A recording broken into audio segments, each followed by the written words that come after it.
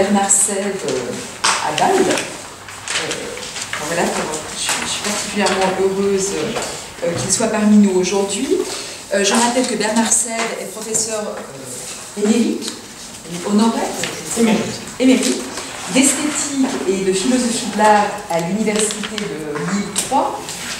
Ses travaux portent d'une part sur la philosophie de l'art, notamment la philosophie de la musique, avec une attention accordée au rôle et au statut des instruments de musique, au processus de citation et de réemploi, le rapport entre son musical et bruit, et puis également les rapports entre musique et historicité.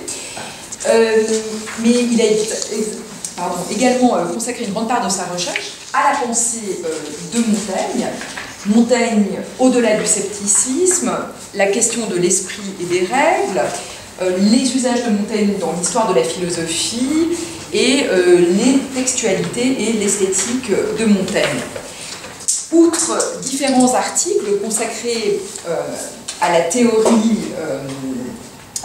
à Hans Jonas, à l'histoire de l'esthétique et de la philosophie, il a publié des ouvrages essentiels. Alors d'abord, un ouvrage que j'avoue ne pas avoir encore lu, mais qui a connu de nombreuses rééditions, La question philosophique de l'existence de Dieu. Un autre ouvrage qui s'intitule L'altération musicale ou ce que la musique apprend aux philosophes, paru en 2002.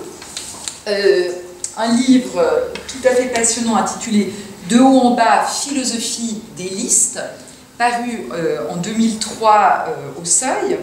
Et enfin, un ouvrage que tout montagniste qui se respecte connaît, Montaigne, des règles pour l'esprit, paru au PUF en 2007. Alors voilà, cher Bernard, je te laisse faire tes gammes. Ah, merci beaucoup. Non, ou plutôt tes quotas. Hein. Bien, il va être difficile, après le magnifique exposé de Marie-Luce, d'être au niveau.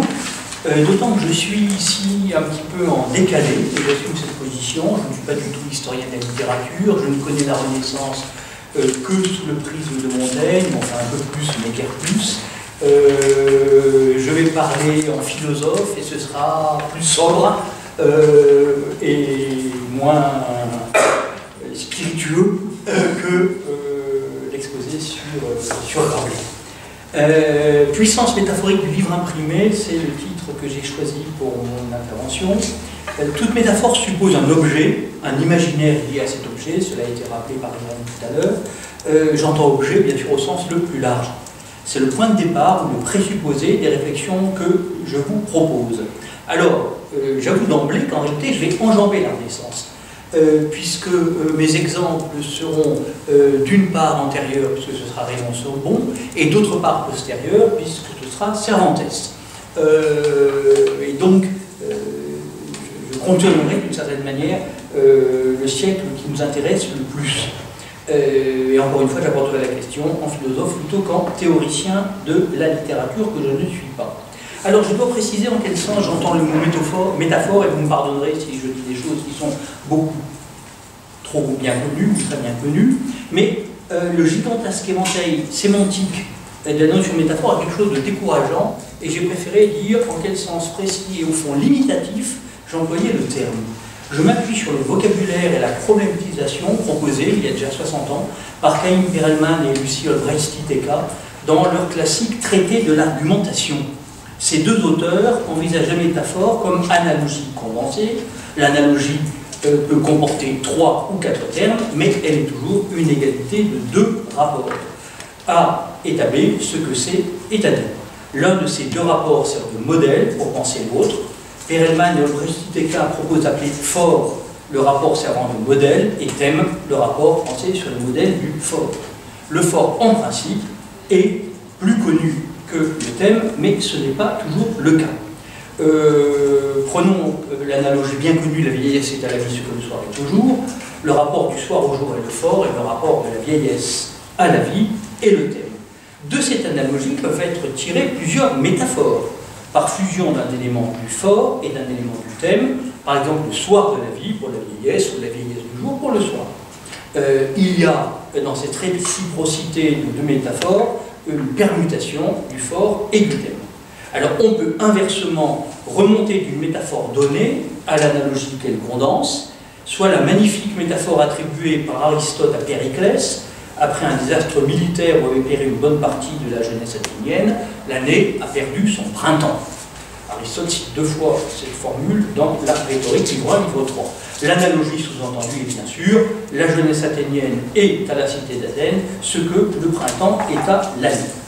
Alors on peut reprocher à cette conception, comme le fait Paul Ricoeur dans la métaphore vive, de réduire la métaphore à l'analogie, alors que cette figure, la métaphore, connaît beaucoup d'autres formes.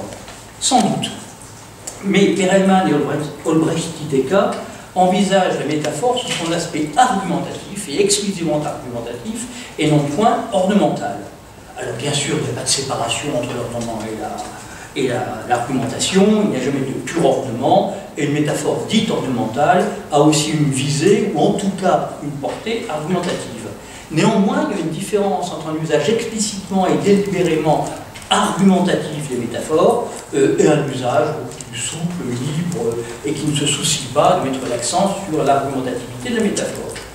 Et on peut penser, mais c'est en soi un débat, que toute métaphore argumentative peut être, sous cet aspect au moins, reconstruite sous la forme d'une analogie.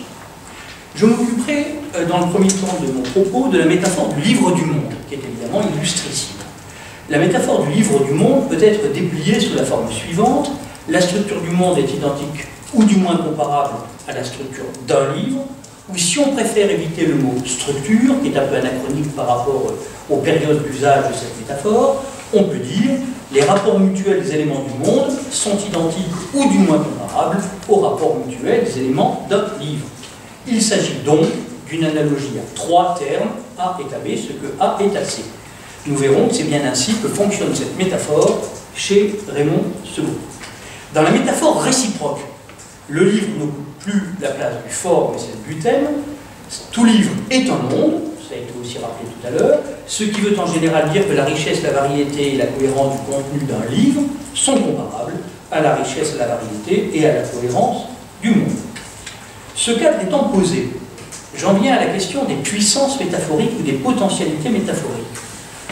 Henri Faucillon, dans La vie des formes, propose une analyse célèbre, qui a été reprise à son moment par Étienne Gilson, selon laquelle tous les matériaux portent une vocation formelle qu'il revient à l'artiste de découvrir et d'exploiter. Alors le mot vocation est un peu trop téléologique et religieux pour moi, mais je dirais volontiers que chaque objet du monde dispose d'un certain potentiel métaphorique qu'il appartient à l'écrivain et à l'orateur de mettre en valeur. Ce potentiel dépend largement des contextes, il n'est pas figé dans l'objet. Un regard neuf peut découvrir dans un objet un potentiel métaphorique que personne n'y avait vu. On pourrait évoquer Francis Ponge, parmi mille autres exemples. On admettra cependant que le potentiel métaphorique d'une brique ou d'un grain de sable est nettement moins important, nettement moins prometteur que celui d'un corps vivant ou d'un livre. On pourrait d'ailleurs s'amuser à comparer, dans les textes poétiques ou les textes de fiction, les potentiels métaphoriques respectifs contenus par exemple dans la marche, l'acte de marcher, ou dans le sommeil, l'acte de sommeil. Le livre est, nous en sommes tous persuadés, un objet à très fort potentiel métaphorique. Mais pourquoi? Quels sont les traits du livre qui sont, pour ainsi dire, en puissance de métaphore? Quelles sont les potentialités métaphoriques du livre? Or, dire le livre est pour moi trop général. Les métaphores du livre fonctionnent très différemment selon qu'on pense à un livre manuscrit ou à un livre imprimé, selon qu'on pense à un bon livre, à un mauvais livre ou à la Bible, qui pour la période qui nous occupe forme une catégorie elle toute seule. Selon enfin qu'il s'agit d'un livre de fiction, comme un roman ou une épopée, d'un livre théorique profane, comme d'un livre de mathématiques ou de philosophie, ou d'un livre religieux, la Bible, de Rechef, mais aussi les Mycènes, les livres dévotionnels, etc. D'autres différences pourraient être prises en compte, mais je m'en tiens à ces trois-là. C'est pourquoi l'expression métaphore du livre a quelque chose d'un peu gênant si on s'y arrête trop. Par ailleurs, tout livre, de quelque genre qu'il relève, peut être envisagé sous de nombreux rapports très différents. Et cette diversité entre pour une bonne part dans son potentiel métaphorique. Le livre est d'abord un objet matériel, doté de propriétés physico-chimiques, d'une part, et de propriétés esthétiques, et peut-être de propriétés alimentaires. C'est ensuite un artefact, qui est produit selon certaines techniques, en général en plusieurs exemplaires.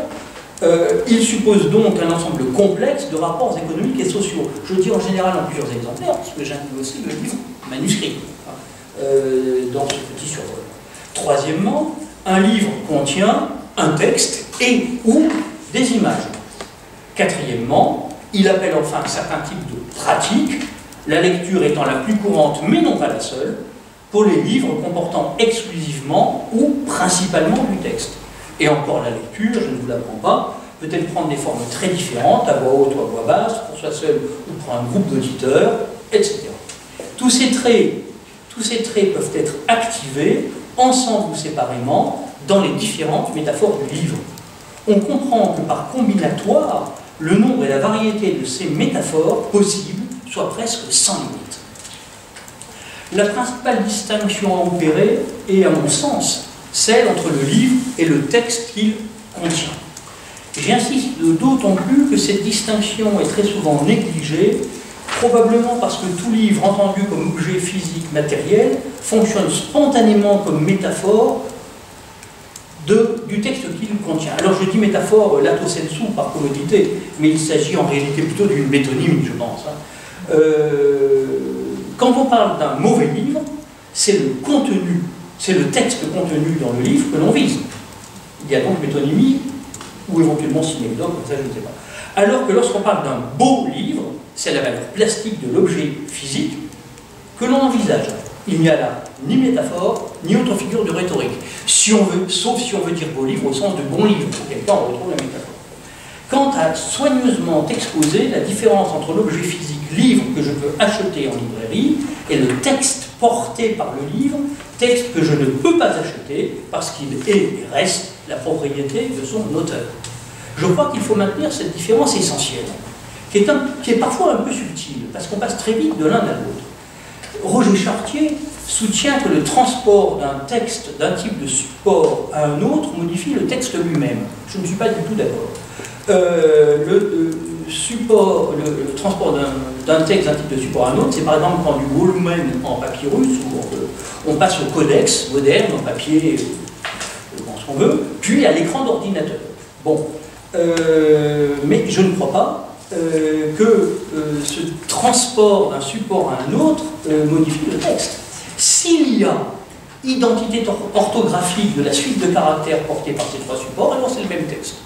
Cette question, je dis ça pour éviter tout équivoque, n'a rien à voir avec la question philologique classique, la discussion de l'ancienne philologie qui cherchait le texte premier, original, etc. C'est une question totalement différente. Là où Roger Chartier a tout à fait raison, c'est que l'accès au texte ne sera pas du tout le même dans les trois cas considérés. Mais l'accès au texte est précisément un élément du livre et non pas du texte.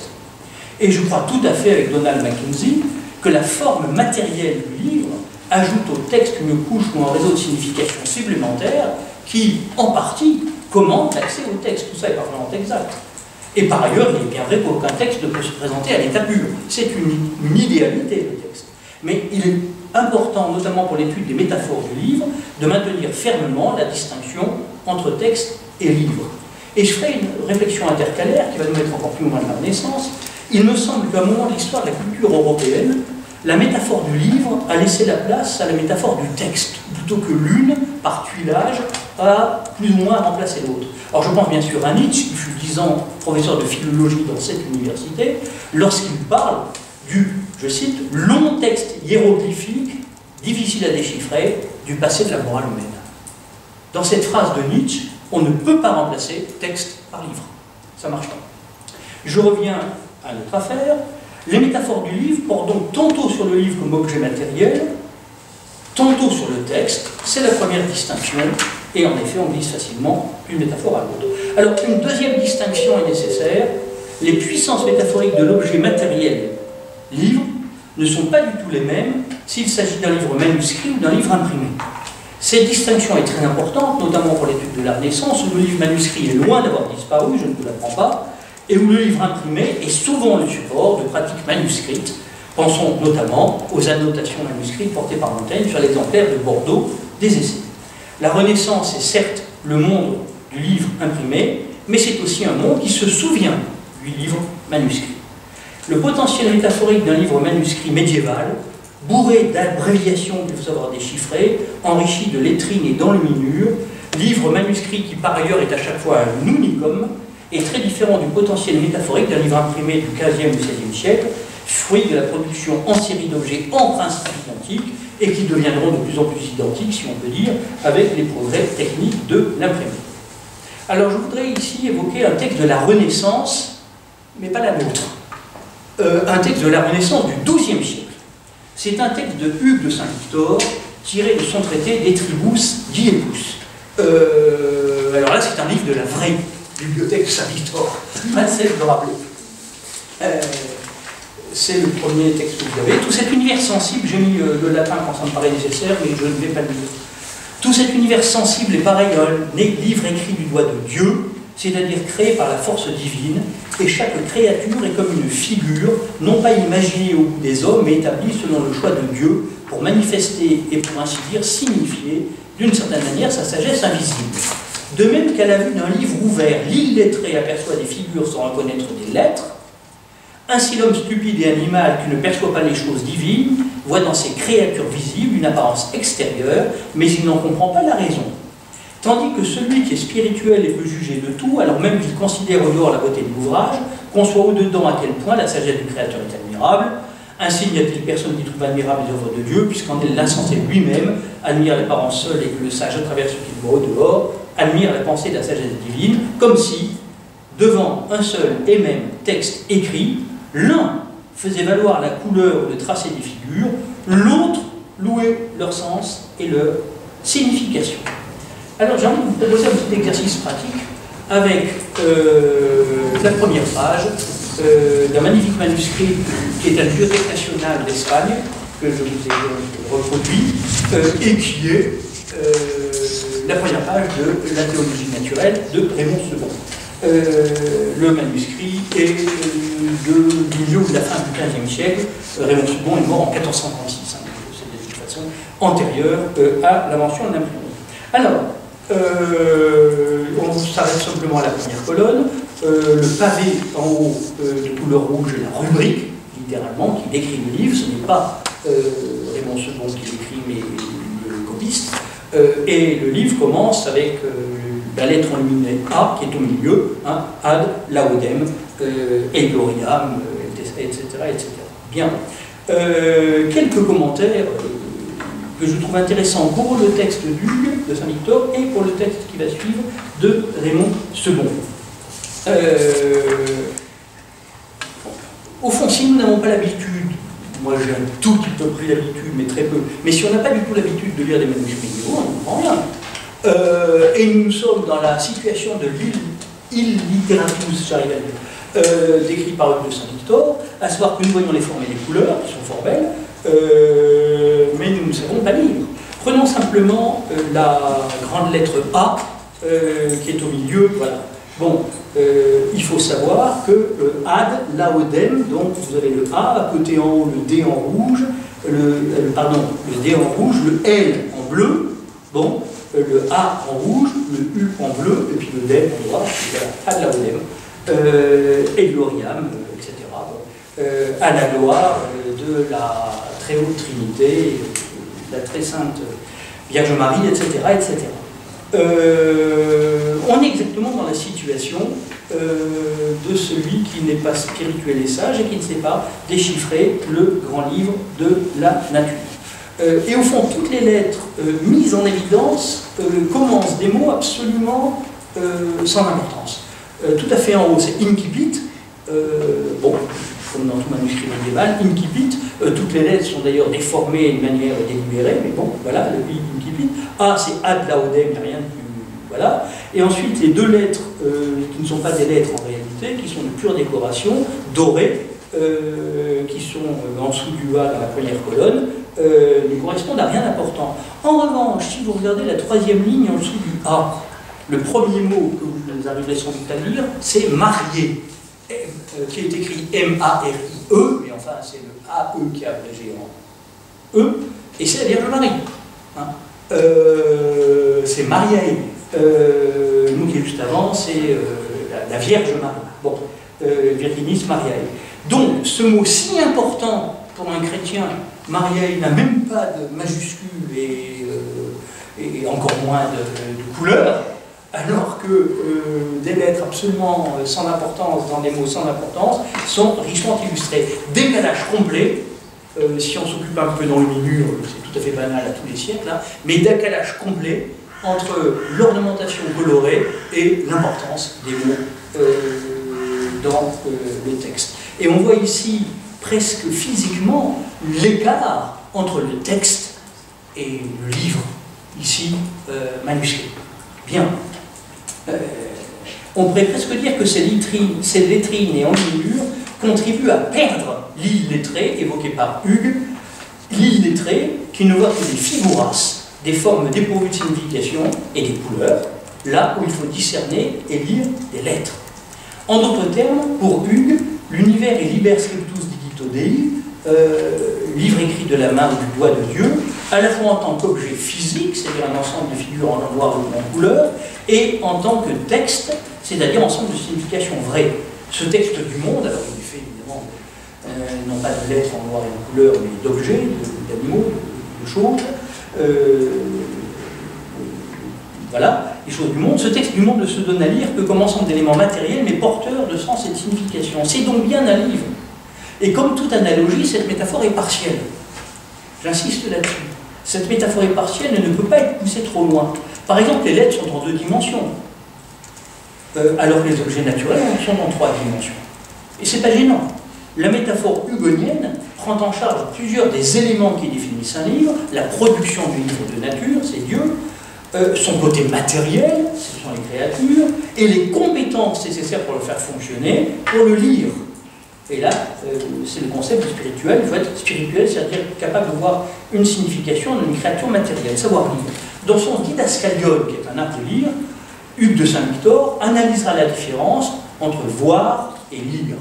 Lire, c'est diviser, pour ensuite lier ce qui a été divisé, ce qui vaut pour un livre, comme pour le livre du monde. Et une petite citation de Dominique Poirel, qui est le traducteur du De Tribus Diebus. Dans la création, l'homme stupide et animal est dans l'attitude de l'illettré face à un beau livre, face aux créatures qu'il observe séparément sans les relier l'une à l'autre.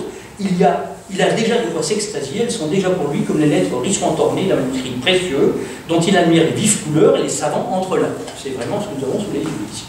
Mais, faute de relier les lettres en mots et les mots en texte, faute de remonter des créatures qu'il aperçoit successivement à la structure hiérarchique d'un univers qui tire de Dieu son être, son unité et sa profusion, il ne sait pas lire le livre de l'univers et ne comprend pas le sens.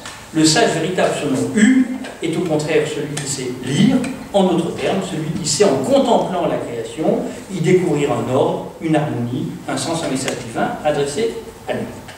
J'en viens au prologue du Liber Creaturarum de Raymond II, et je vous ai photocopié un extrait de la traduction de Montaigne. C'est un texte très important, je vais le dire vite parce qu'il est long, peut-être en sautant des phrases, mais c'est un texte très important parce qu'il a une importance considérable. Il ouvre cette énorme théologie naturaliste dont on est le succès au fond pendant 2 ou 3 siècles, aussi parce qu'il a été condamné, et lui seulement, par la censure romaine. Il a été mis à l'index, pas la totalité de la théologie naturelle de Raymond II qui a été mise à l'index, mais uniquement le prologue, et d'ailleurs pour un temps limité. Nous allons comprendre pourquoi. Dieu nous a donné 2 livres, celui de l'universel ordre des choses, ou de la nature, et celui de la Bible. Celui-là, je vous donner le premier, de l'origine du monde, donc le livre de la nature. Chaque créature n'est que comme une lettre tirée par la main de Dieu, même phrase que chez Hugues, de façon qu'une grande multitude de créatures, comme d'un grand nombre de lettres, le livre a été composé, dans lequel l'homme se trouve, et en est la lettre capitale et principale, in libro etiam continetur ipse homo, et est principalior littera ipsius libri. Tout ainsi que les lettres et les mots faits de lettres font une science, en comprenant tout plein de sentences et significations différentes, tout ainsi les créatures humaines jointes ensemble et accouplées l'une à l'autre, emportent diverses propositions et divers sens, et contiennent la science qui est nécessaire. Le second livre est celui des Saintes Écritures, qui a été donné depuis, c'est-à-dire après coup, à l'homme, et ce, au défaut du premier, auquel, ainsi aveuglé comme il l'était, il ne voyait rien. L'homme était aveuglé par le péché originel. Si est-ce que le premier est commun à tout le monde et non pas le second? Alors ça, c'est très important. Le livre de la nature, tout le monde peut le lire. Le livre des Saintes Écritures, il faut être clair pour pouvoir le lire sans se tromper. J'arrive à une phrase très importante. Le livre de nature ne se peut ni falsifier, ni effacer, ni faussement interpréter. Par ainsi ne le peuvent les hérétiques faussement entendre, et nul en celui-là, le livre de la nature, ne devient hérétique. On peut devenir hérétique avec la Bible, pas avec la nature. Là où il y aura tout autrement de celui de la Bible, si est-ce que l'un et l'autre est parti de même maître, donc pas de contradiction possible, ils s'accordent nécessairement. Je saute. L'homme tout raisonnable et capable de discipline qu'il était ne se trouvait toutefois à sa naissance garni actuellement de nulle science, actuellement en acte, au sens d'Aristote bien sûr, et que nulle science ne se peut acquérir sans livre, où elle soit écrite. Ça c'est intéressant. Parce que tout ça n'a pas de soi, que pour avoir science il faut avoir livre. Très bien. Il était plus raisonnable que la divine intelligence nous fournit de quoi pourvoir, sans maître d'école naturellement et de nous-mêmes, percé, sine magistro, nous instruire la doctrine qui nous est seule nécessaire. À cette cause, nous bâtit-elle ce monde visible et nous donna, comme un livre propre, familier et infaillible, écrit de sa main, où les créatures sont rangées ainsi que l'être, non à notre poste, mais le saint jugement de Dieu, pour nous apprendre la sapience et la science de notre salut, laquelle toutefois, nul ne peut voir de soi ni lire, nullus potest neque percé, en ce grand livre, bien que toujours ouvert, s'il n'est éclairé par Dieu et purgé de sa macule originelle, cette péché originelle, et cette précision de Montaigne est destinée à écarter, enfin pas de Montaigne, excusez-moi, de Raymond II, traduit par Montaigne, est destinée à écarter l'idée que les païens, avant la révélation, auraient pu par leur propre force arriver à tout le savoir religieux. Voilà. Bon, alors, la première chose qui frappe est qu'il s'agit d'une métaphore filée. Il a été question de métaphore filée tout à l'heure. Elle est filée de manière argumentative. Je suppose qu'il y a plusieurs manières de filer une métaphore. Ici, c'est un fil argumentatif. Et nous allons voir que ce fil argumentatif est dangereux. Ce n'est pas une métaphore énoncée en passant, comme c'est le cas dans les diverses occurrences de cette métaphore, et par exemple chez Saint-Augustin, il y a au moins 3 métaphores explicites de la nature comme livre. Bon, mais à chaque fois, Saint-Augustin, c'est 2 lignes. Il se garde bien d'entrer dans le détail. Bon, chez Second, cette métaphore est développée. Elle est d'ailleurs le contenu principal de ce prologue. Elle a une fonction argumentative majeure, puisqu'elle vise à justifier la démarche même de la totalité du liber creatuarum. Or, une métaphore se prête d'autant plus à être filée ou développée que son fort présente un potentiel important. C'est le dynamisme propre à la métaphore qui tient à sa nature même, à sa tension constitutive, à ce que Ricoeur appelle son impertinence sémantique.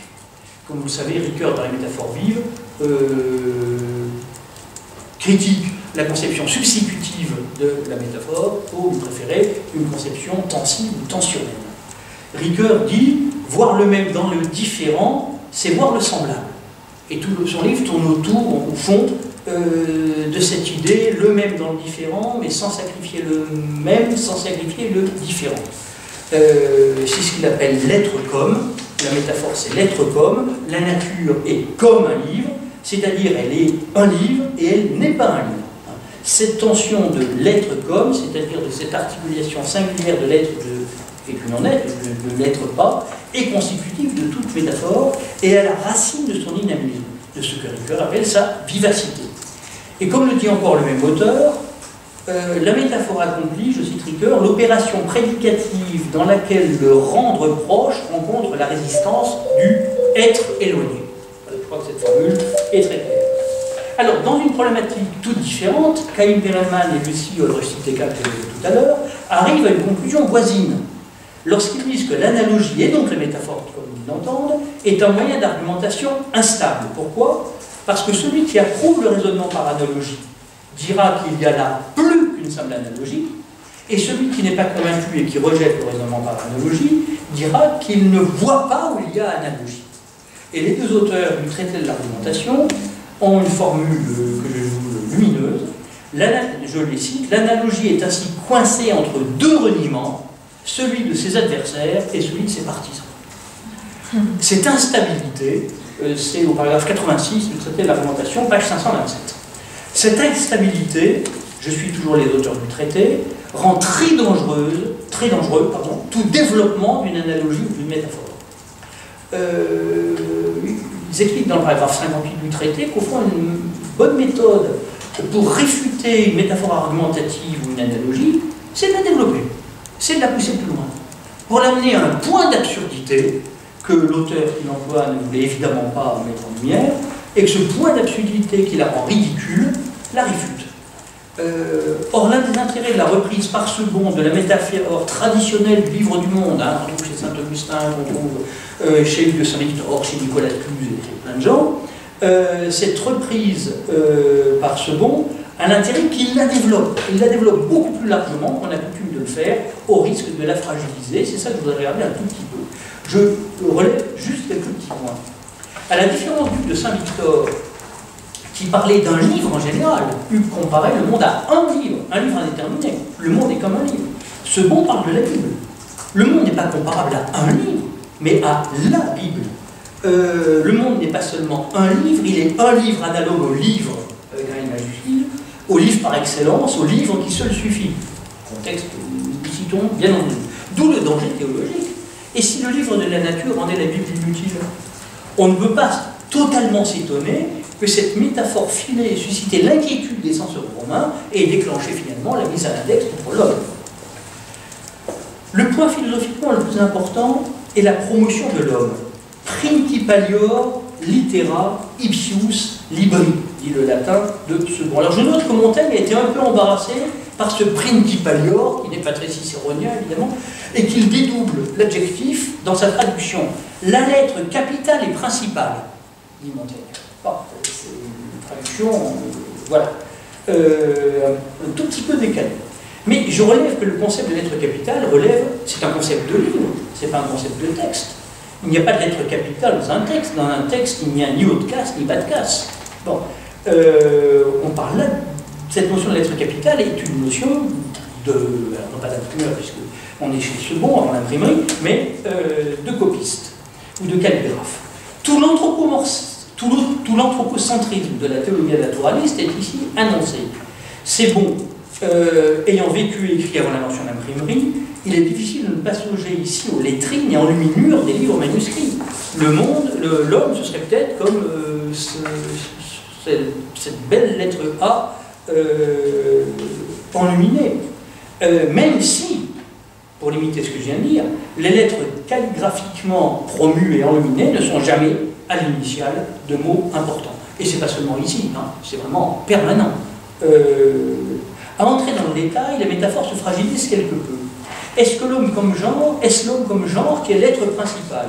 Ou est-ce que chaque individu en lui-même?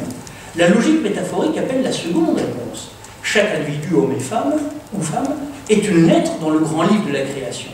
Mais la logique du liber creaturarum, si vous théologia naturalis, est plutôt de mettre en lumière la dignité du genre humain, et non pas celle de tel ou tel homme ou femme en particulier. Par ailleurs, l'idée même de lettre implique un alphabet fini. Chacune des 25 ou 30 lettres de l'alphabet étant utilisée des milliers de fois pour composer un livre. Il ne peut à l'évidence pas exister un alphabet des créatures obéissant à la même logique. Tous les êtres humains sont uniques et sans doute aussi du point de vue même de ce bon, les autres êtres vivants. Alors, combien de lettres, hein? Et jusqu'où peut-on pousser la comparaison entre une sententia, combinaison de mots, et une séquence naturelle du s'uniré, mais de quelle manière? L'homme et d'autres créatures végétales et animales, comme il est dit tout à fait à la fin du texte que je vous ai reproduit. Ce que je veux dire, c'est que si on entre un peu trop dans le détail de cette analogie traditionnelle, elle commence à se fissurer. Elle commence à ne plus bien marcher. Alors, second, dit encore quelque chose de très intéressant, quand il prend en compte la corruption possible des livres, leur falsification. Je vous renvoie au bel article d'Umberto Eco sur la falsification au Moyen-Âge, et leur destruction ou leur mauvaise interprétation. Là, les trois mots qui sont au milieu. Non potet falsificari, nec deleri, neque false interpretari. Or, on voit ici le glissement entre le livre comme objet matériel, qui peut seul être détruit, on ne détruit pas un texte mais un livre, et le texte, qui seul peut être mal interprété. On interprète mal un livre, c'est le texte évident qu'on interprète mal. Quant à la falsification, elle relève bien des deux régimes. On peut falsifier un livre matériel, en le faisant passer pour ce qu'il n'est pas, comme on peut falsifier le texte qu'il contient, en changeant délibérément, en remplaçant un mot par un autre. Bon. Et donc, ces trois verbes couvrent et le livre et le texte et leur superposition. La métaphore est ici sur une pente dangereuse, du point de vue de l'orthodoxie religieuse. La nature apparaît comme herméneutiquement et cognitivement moins fragile que la Bible. On peut falsifier la Bible, on ne peut pas falsifier le livre de la nature. Le strict parallélisme maintenu par Sebon entre ces deux livres écrits par la main de Dieu contribue à relativiser l'importance de la Bible, qui n'a été écrite par Dieu dans un second temps. Enfin, Sebon prend également en compte les compétences de lecteur et la métaphore ici devient quelque peu incohérente. Le livre proprement dit, la Bible, demande des compétences particulières. Il faut être en clair pour pouvoir la lire. Alors que tout un chacun, percé sine magistro, par lui-même et sans maître, peut lire le livre de la nature. Mais immédiatement après, Sebon ajoute que ce livre de nature ne peut pas être compris si l'on n'est pas éclairé par Dieu et purgé du péché originel, purgé par le baptême. Il ne dit pas par le baptême, c'est évident. Cette précision vise à écarter l'objection, je l'ai dit, que les philosophes païens auraient pu trouver la vérité sans la révélation. Et ainsi, dit le texte, nullus potest videre neque legere per se, ce livre de nature. Alors, cette dernière formule contredit littéralement le per se sine magistro, écrit 3 lignes auparavant. Alors, on répondra que le livre de nature peut être lu sans maître humain, s'entend, mais non pas sans la grâce divine, mais cette subtilité ne lève pas la contradiction littérale entre legere per se et neque legere per se. Bon.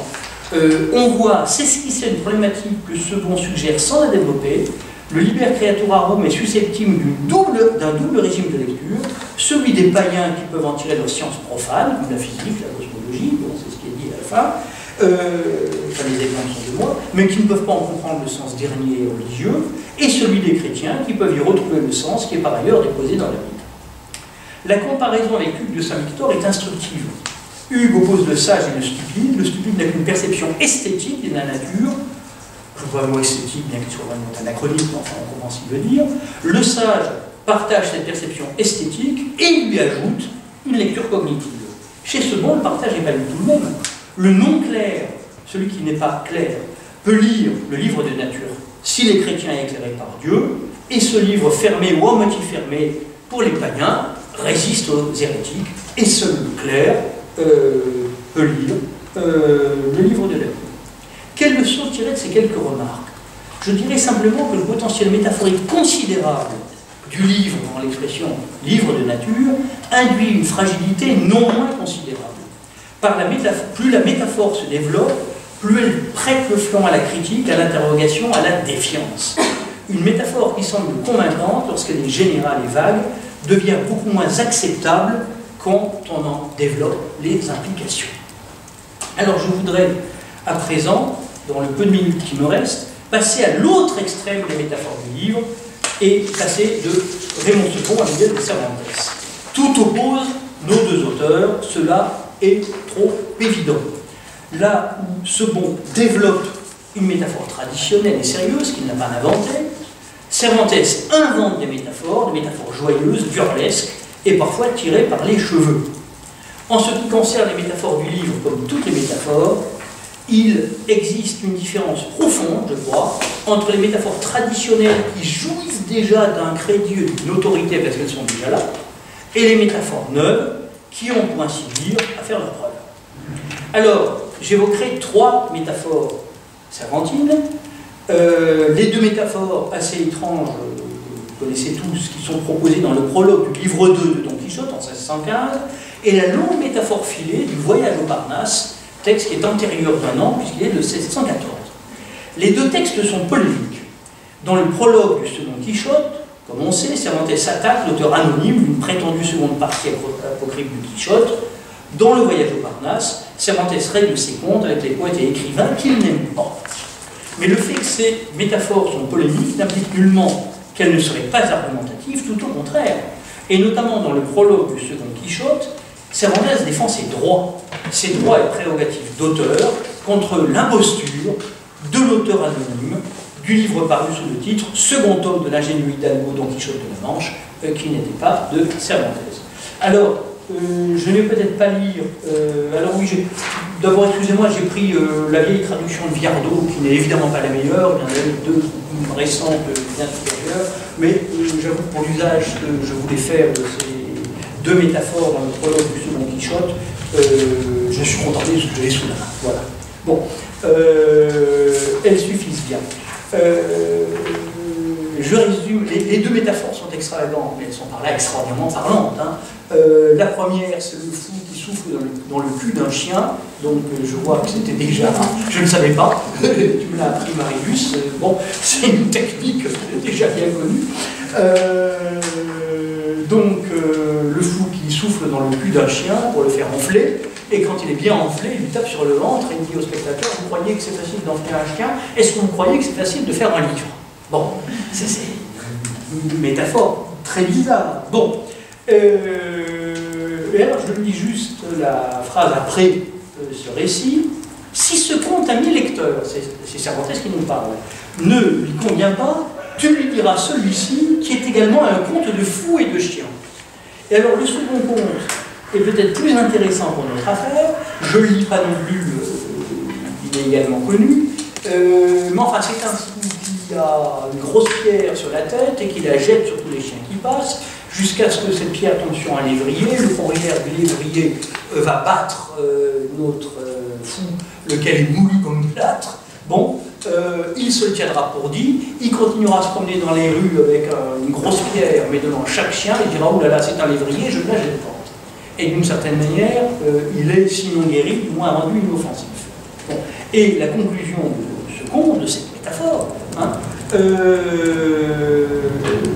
et dans les deux dernières lignes de l'extrait que je vous ai reproduit, peut-être en arrivera-t-il autant à cet historien c'est l'auteur apocryphe Avellaneda,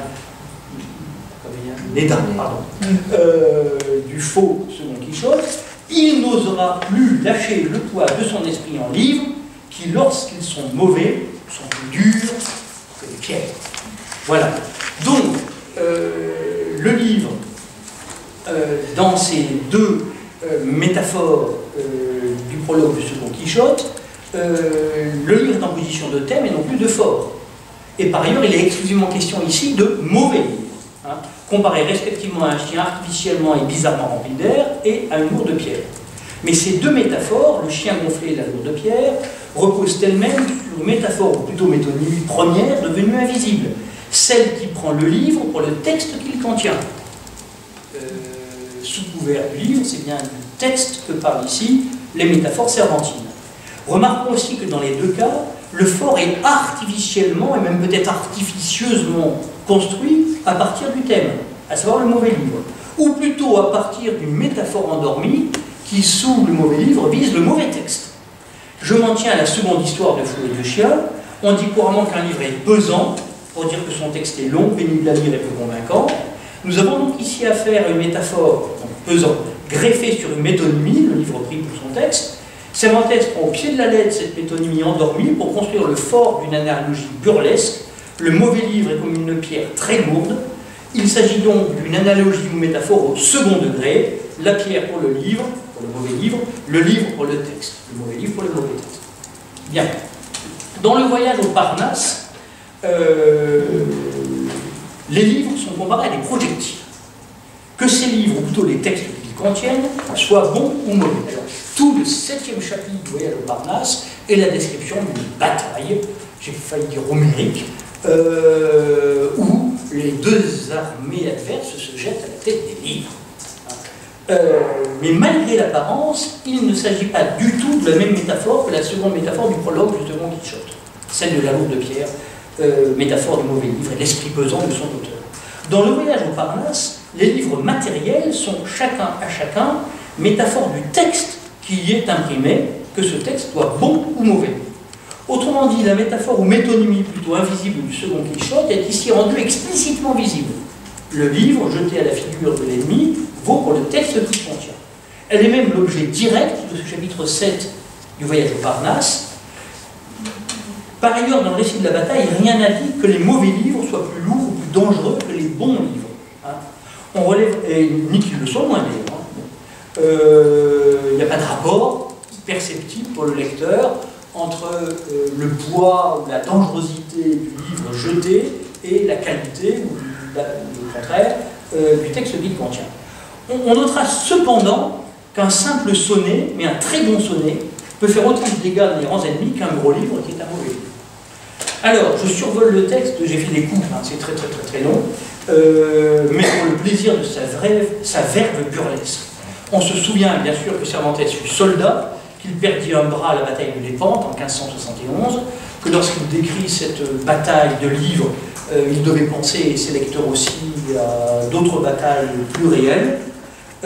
Je signale aussi que sur la totalité du chapitre 7 du voyage de Parnasse, Cervantes multiplie à loisir le nombre des genres littéraires qu'il évoque. Sonnets, pièces de vers, mélange de vers et de prose, nouvelles, romans pittoresques, séguilles, opuscules burlesques et sérieux de Gongora, romances mauresques, chansons, comédies, stances.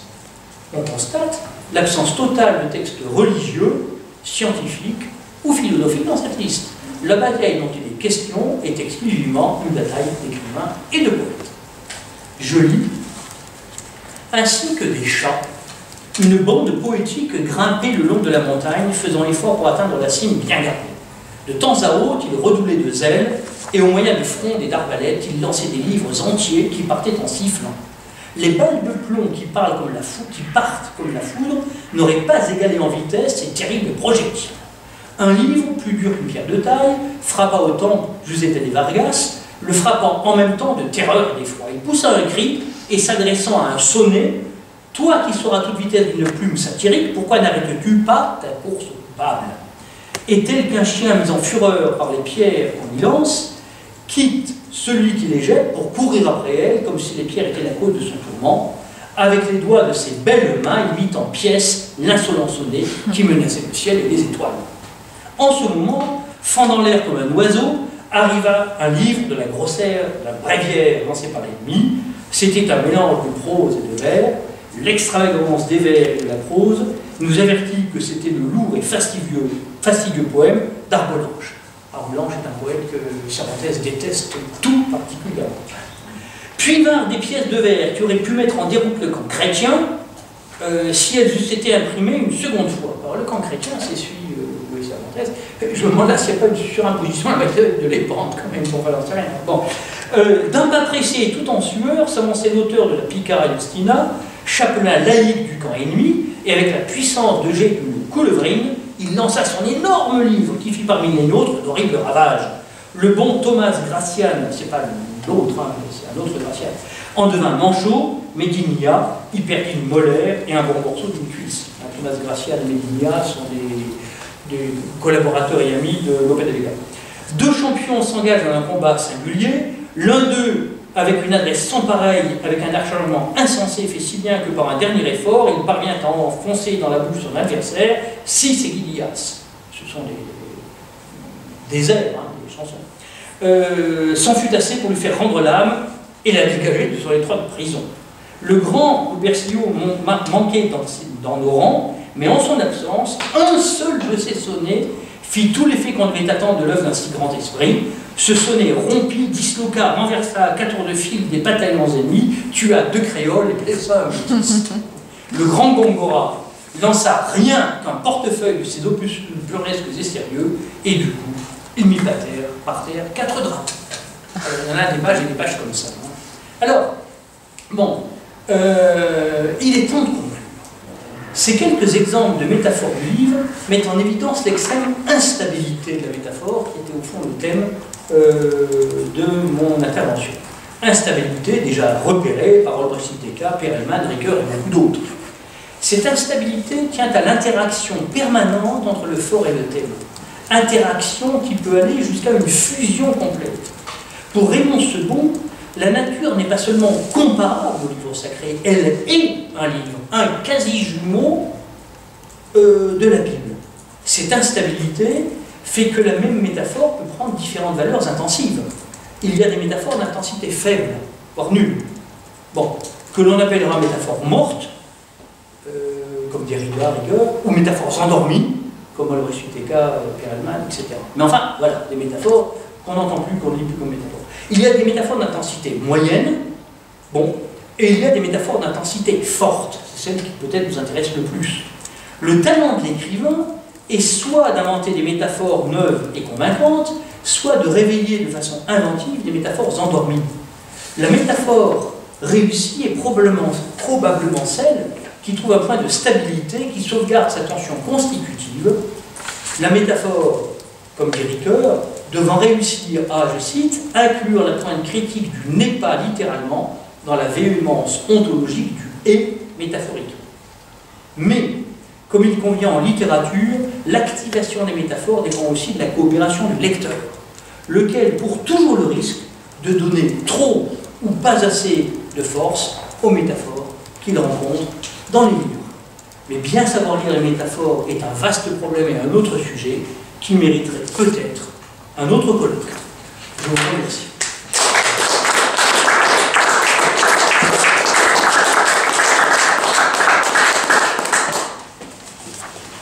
Alors, merci infiniment, cher Bernard, à nouveau conférence éblouissante. Merci d'avoir nettoyé la situation verbale, comme dirait Valérie, parce que c'est vrai qu'on s'est beaucoup penché sur le terme de métaphore, mais beaucoup moins sur le terme de livre, le terme de livre qui est lui-même métaphorique.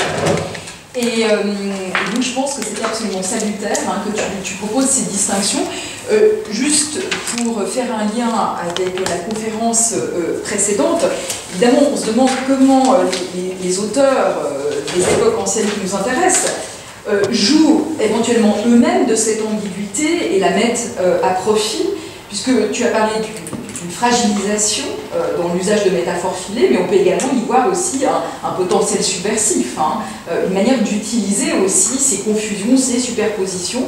Et ça me faisait penser au prologue du Pantagruel que tu citais, parce que en fait je m'étais interrogée, cette idée qu'au fond l'imprimerie disparaît et on conserve en mémoire les livres. Mais alors est-ce que c'est encore des livres? Est-ce que c'est le terme qu'utilise Rabelais? Est-ce que finalement conserver dans son esprit des livres, est-ce qu'on conserve pas plutôt des textes?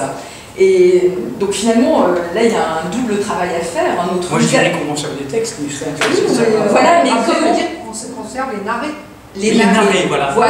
Les narrés, voilà. Les narrés, c'est des textes. Mais après, il y a aussi le travail de voir comment le terme livre est utilisé dans ces polysémies possibles par les auteurs d'époque. Ah ouais. Donc il va parler des narrés. Mais merci beaucoup pour cette conférence. Il y a beaucoup de choses à dire et à réagir, je pense. Parce que ça m'a bien excité et stimulé. Je crois que j'aurais dû rebaptiser, enfin vous suivre notre colloque métaphore du texte, finalement.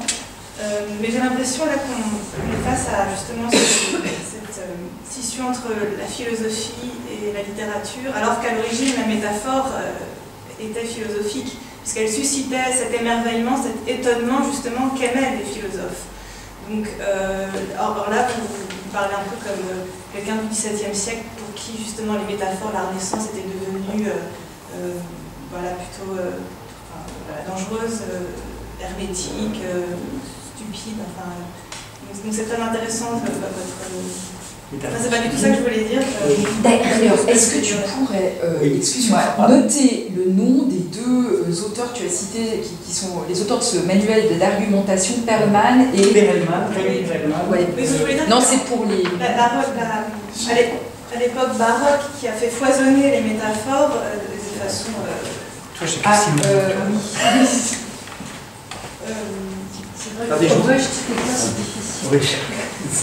Moi, je tiens à ce qu'ils ont écrit le livre à deux, et comme Ulrich Huteca l'a dit, en général, on dit Perelman. Ce qui n'est pas bien du tout pour Lucie Ulrich Huteca. Voilà. Donc, Caïm Perelman. Le livre est paru, il est réédité assez souvent, il est paru aux éditions de l'ULB, l'Université libre de Bruxelles. Et Lucie,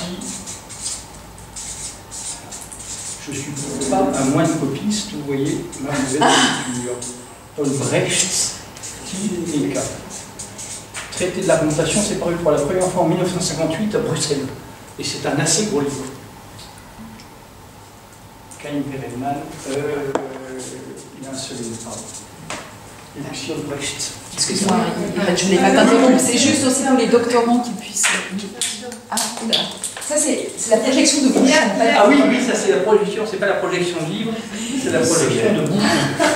Il y a effectivement une grande méfiance à l'égard de la métaphore qui peut être obscure, hermétique, justement lorsqu'elle est poussée trop loin. Vous disiez, il faut trouver la juste mesure. Lorsqu'elle n'est pas assez imagée, elle est plate, elle ne nous apprend rien, elle n'a pas du tout cette valeur cognitive qu'on parlait tout à l'heure. Et lorsqu'elle est trop imagée, lorsqu'on cumule les métaphores, lorsqu'on va dans des choses un peu extravagantes ou délirantes, elle tombe aussi en fait finalement. Et c'est précisément ce qu'on a critiqué beaucoup en opposant la métonymie et la métaphore. Il y a toutes sortes de débats rhétoriques là-dessus, je ne vais pas rentrer dans ce détail. Florian parlera un petit peu de Florian, qui est ici. Oui, il nous parlera un petit peu de cette question de l'accumulation métaphorique et des critiques qu'elle a pu... enfin, je ne veux pas... Et donc vous sembliez vous poser comme ce critique qui tend à dire que la métaphore nous éloigne de la vérité. Ah, je dis pas ça. D'un point de vue philosophique en tout cas. Alors même qu'Aristote disait, je ne sais plus quel texte, que plus on s'éloignait, c'est la technique de l'archer, que pour viser sa cible, paradoxalement il faut s'éloigner, il faut prendre du recul, il ne faut pas coller à la chose dont on veut parler, et que l'archer qui vise bien en fait. Donc la question, enfin j'en ai beaucoup, mais une de mes questions c'était quelle vertu esthétique au moins, qui ne signifie pas des vertus de vérité, prêtez-vous à la métaphore en tant que philosophe? Mais attendez, là il y a une méprise où je suis mal exprimé. Je crois totalement à la vertu cognitive de la métaphore. Totalement. Toutes ces fragilités qu'elle... Mais ça n'empêche pas. Elle est fragile. La métaphore est instable. La métaphore est fragile. Il n'y a aucune critique de la métaphore dans mon propos. J'ai pris 2 exemples. J'ai essayé de montrer pourquoi la métaphore magnifique du livre du monde était au fond plus fragile chez Sebond que chez Hugues de Saint-Victor. Parce que chez Sebond, elle se développe, elle se précise trop. Elle se précise en disant que la nature est livre au même sens que la vie. Et cet excès de précision va fragiliser la métaphore. Ce n'est pas une critique du geste métaphorique ou de l'emploi des métaphores comme telles, tout au contraire. C'est l'idée qu'il y a différents usages de la métaphore. J'ai pris 3 cas très différents, de Saint-Victor, Sebond et puis Cervantes. Puisque, encore une fois, n'était pas beaucoup respecté le cadre de la Renaissance, pour montrer comment ces métaphores fonctionnaient de manière différente. Mais il n'y a aucune critique dans mon propos, pas plus que chez Perelman et surtout pas chez Ricoeur, de l'usage cognitif et même véritatif, comme dit Ricoeur. J'aime pas beaucoup le mot véritatif, mais enfin, il s'emploie maintenant, de la métaphore. Simplement, il y a une bonne métaphore, il y a une mauvaise métaphore, mais ce qui m'intéressait, c'était l'instabilité, c'était la fragilité. Mais fragilité ne dit pas que c'est pas bon. C'est qu'il faut beaucoup de doigté pour écrire une bonne métaphore, surtout si elle est nouvelle, et puis il faut de bons lecteurs qui n'apprennent pas trop au pied de la lettre, mais mesurent en même temps sa portée véritative, sans croire que c'est juste une petite décoration qu'on peut oublier tout de suite. Donc il faut un double talent, une double compétence de l'auteur et du lecteur. Mais si on a tout ça à la fois, voilà. Ah bon, alors du coup, je n'ai pas répondu. Non, non, absolument. Il est vrai, je vous remercie en tout cas de toutes les précisions que vous avez apportées sur le fait de dissocier le livre du texte. Voilà. Qu'est-ce qu'on entend par un livre, bien sûr. Ça a été évoqué déjà dans les journées de Paris. Oui. C'est toujours bien de se rappeler. Les journées de Paris, je ne sais pas si je n'ai trouvé que les journées de Lille. Elles sont en ligne. Mais il est vrai qu'on avait au départ ce problème. Est-ce qu'on parlait de métaphore du livre? Est-ce qu'on inclut les textes? Voilà. Et on a tranché en suivant les renaissants eux-mêmes, qui eux-mêmes font ce glissement, eux-mêmes font un peu cette catéchrèse. Mais il est inévitable. Voilà, eux-mêmes parlent de leurs livres comme de textes. Voilà. Et puis ils ont aussi un rapport de fabrication. Vous disiez le livre est un objet, le texte est un peu évanescent comme ça. Moi, il me semble qu'à la Renaissance, justement, ou peut-être au-delà, il y a un rapport vraiment matériel au texte, à la fabrication du texte. Donc, toutes les métaphores l'illustrent bien, hein, suturer un texte, coudre, rapiécer, métaphore organique, etc. Mais les auteurs eux-mêmes participaient à la fabrication du livre, hein, beaucoup étaient imprimeurs, bien sûr. C'était aussi donc il y a un rapport là, à mon avis, très fusionnel entre texte et livre, et voilà pourquoi on a gardé le mot livre. Mais il est vrai que beaucoup de ces métaphores illustrent en réalité le travail d'écriture et le texte, comme j'essaie de le dire un petit peu dans l'introduction. Mais je vous remercie de faire ça. Oui. Mais le texte, effectivement, on ne peut pas en parler autrement de manière métaphorique. On écrit un texte, on le condense, on peut se mettre à plusieurs, on le rabote, on le rapièce, on fait du copier-coller, c'est aussi une opération physique, etc. Mais une fois que le texte existe, une fois qu'on a décidé, n'importe qui comment, que le texte il est varié-tour maintenant, supposons, hein, bah ensuite il devient une idéalité au sens phénoménologique. C'est-à-dire qu'il n'est pas du tout évanescent. Et ça veut dire qu'il est exactement le même s'il est écrit à la main, si on suppose qu'il n'y a pas de faute. Hein, ce qu'on appelle l'identité orthographique, hein, la suite des signes, bon, une séquence orthographiquement unique. S'il est écrit à la main, s'il est imprimé, soit livre de poche, soit Pléiade, ou s'il est sur l'écran d'ordinateur, ou gravé même dans le marbre, pourquoi pas. Bon. Si c'est la même suite de caractères, c'est le même texte. Si c'est la même suite de caractères, ça n'arrivera pas. Si c'est la même suite. Entre forme et matière, on parle de sillon, et c'était vraiment. Merci beaucoup de l'avoir cité. Il explique bien ça, que l'idéalité en soi ne peut que s'incarner dans une matière, et c'est elle qui va conditionner la forme, et non pas l'inverse. L'inverse, c'est pas une forme qui précède une matière. Enfin, oui, mais ça vaut pas pour un texte. Oui, mais ce que je trouve intéressant avec l'exemple de Marie-Luce, pour revenir à Rabelais, c'est que là, il y a une manière de penser le texte sans livre, et puis l'opposé, par exemple, on peut aussi penser le livre sans texte. Je pense à ces passages où Montaigne dit on se servira des essais pour emballer le beurre, où Martial, on a pris son livre pour emballer les harengs au marché. Je trouve intéressant parce que, c'est pas formulé en ces termes, mais tantôt ça se recoupe, tantôt il y a une pensée de la dissociation. Et... Oui, c'est un peu la distinction entre oral et écrit qui était déjà là chez Platon. D'un côté, la pensée, c'est le dialogue, c'est l'oralité, c'est surtout pas de figer le texte. Ça, c'est le fait. Et en même temps, l'écriture est formidable, et Platon est le premier à l'utiliser parce qu'elle permet de transmettre. Et on retrouve cette même ambiguïté chez Rabelais, qui aussi tout entre écrit oral, qui a à la fois cette tentation du vivant, de la spontanéité de l'oral, de la conversation, de faire sortir son texte hors des paroles gelées, et en même temps le prodigieux objet qu'est le livre qui permet. Donc je crois que cette fragilité, cette instabilité, elle va aussi là, et en tout cas c'est un point qui paraît vraiment important, et merci de l'avoir souligné. Jean-Charles, comme tu voulais rien ajouter au débat Non, parce que je te voyais opiner. Non, j'étais d'accord.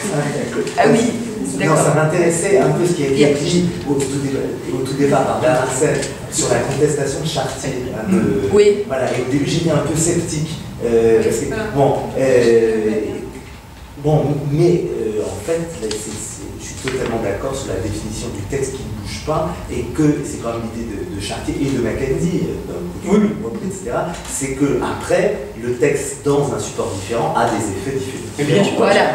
Mais la mise au point est très claire, parce que souvent on a en effet tendance à parler du texte qui bouge, alors qu'en fait le texte est intégralement le même, c'est le support qui varie et qui donc donne... Et qui interfère en permanence là-dessus, je suis entièrement d'accord avec Mackenzie. Quant à Chartier, bon, je l'ai nommé parce qu'effectivement, mais c'est 2 pages. Oui, chez Chartier, à côté de pages magnifiques, c'est un point mineur. Et je suis tout à fait... voilà, en effet, la typologie de discours est bien un livre, autant qu'on peut, avec tous les cas de difficulté. D'ailleurs, on regarde le voyage au Parnasse, c'est d'une très grande difficulté si on veut essayer de savoir, parce qu'il y a le sonnet, il y a les vers, la prose, alors est-ce que c'est le livre, et en fait, pourtant, il y a bien un procédé d'énumération, tout est impôt, même livre. Et en même temps, les comparer, les comparants sont différents. Oui. Oui. Et au niveau des tropes, des figures que sont l'analogie de la métaphore et la personnification, qui est une variante de la métaphore, sont très proches aussi et sont difficiles aussi. Marie-Luce, tu voulais... Oui, je voulais donc te remercier pour effectivement les prises de position théoriques qui rejoignent effectivement tous les vieux travaux, cité Perelman et tout ça, et sur la logique de la métaphore. Ce qui m'intéresse aussi, c'est la réflexion qu'on peut avoir sur le livre en tant que genre. Dans le consortium dont je me suis occupée, auquel je participe toujours, sur les corpus d'auteurs, on essaye actuellement de construire une anthologie des genres de textes. Et notamment avec Andreas, on a fini par penser qu'il y a un genre de texte qui s'appelle le livre, parce qu'il y a des textes qui ne sont pas des livres. Et or, ça n'apparaît nulle part. Nulle part on va définir un livre, un texte, pardon, on va dire il appartient au genre livre. Alors, évidemment, c'est un archi-genre. Mais il y a des feuilles volantes qui sont des textes et qui ne sont pas des livres, et qui ont leur place dans notre arborescence des genres. Et donc cette promotion du livre en tant que genre, je pense qu'elle est confirmée justement par la réflexion que tu faisais, parce qu'il y a une conscience, alors c'était déjà évidemment au niveau du manuscrit, mais avec l'imprimé, la différence entre la feuille volante, le placard, etc., et le livre cousu, etc., me paraît plus manifeste, ne serait-ce que par son abondance aussi. Henri-Jean Martin, dans son livre L'apparition du livre, explique à la fin du XVe siècle et au début du XVIe, la grande majorité des imprimeries ne vivaient qu'en imprimant des feuilles volantes, des textes municipaux, et pas du tout de livres. Et qu'il pouvait y avoir une imprimerie qui tournait dans une petite ville en n'ayant jamais imprimé un livre pendant 30 ans. Et parmi les textes les plus célèbres, je ne sais pas, pensons à Luther, ou au placard. Tout ça, ce sont des textes qui sont pas des livres. Tout ça, je suis tout à fait d'accord. Excusez-moi, je ne veux pas du tout interrompre la discussion, j'ai juste une crainte, tout d'un coup, qui est que la cafétéria ferme à 17h. Donc, on pourrait, si vous le voulez bien, vite aller nous chercher quelque chose à boire et à manger, et revenir et poursuivre. Parce qu'il est 16h53. Exactement, alors c'est juste à côté, mais tout d'un coup, j'ai l'impression qu'on a tous besoin d'un repas. Ils sont pas en train de faire la vaisselle. Voilà, et on poursuit tout de suite. Non, mais parce que ça...